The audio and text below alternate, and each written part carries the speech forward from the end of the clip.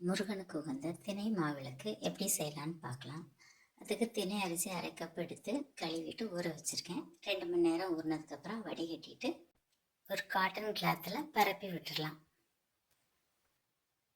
உணர்ந்த அரிசியை மிக்சி ஜாரில் சேர்த்து பவுட்ரு பண்ணிக்கலாம். அது கூட 1/2 ஸ்பூன் ஏலக்காய், 3 டேபிள் ஸ்பூன் அளவுக்கு நாட்டு சர்க்கரை சேர்த்துருக்கேன்.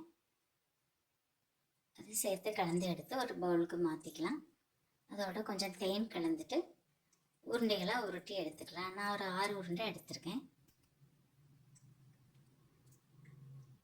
அதை விளக்கு மாதிரி செஞ்சு எடுத்துக்கலாம்.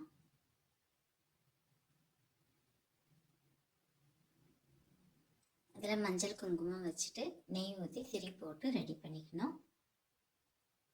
அப்புறம் பூலாம் வச்சுட்டு விளக்கேற்றிட்டோன்னா முருகனுக்கு உகந்த திணை மாவிளக்கு ரெடி. நீங்களும் செய்து பாருங்கள்.